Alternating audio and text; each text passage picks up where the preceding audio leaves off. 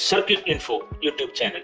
In this video, we will learn how to control a conveyor from two different locations using a simple and reliable wiring diagram. This is one of the most useful control methods in industries for safe and efficient material handling. In many factories, conveyors need to be operated from different end of the line, whether for loading, unloading, or emergency stopping.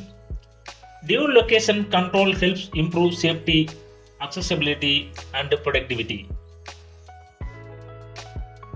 Here, we are using a miniature circuit breaker for protection, a contactor for switching the motor, and two on-off control stations placed in separate locations.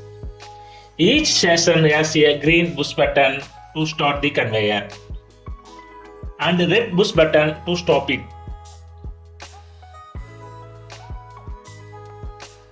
The control wiring is designed so that either switch can start or stop the conveyor at any moment.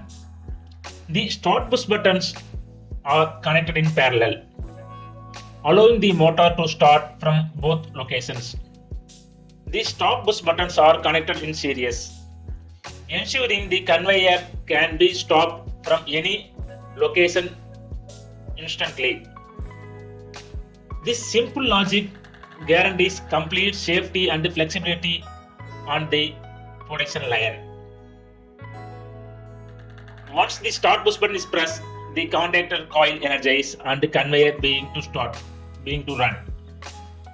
The holding contact keeps the systems latched, and pressing any stop button will immediately break the circuit and stop the motor safely. This is how a conveyor can be controlled from two locations using a clean and effective wiring system. If you found this helpful, don't forget to like, share and subscribe to Circuit Info for more practical industrial videos. Thank you.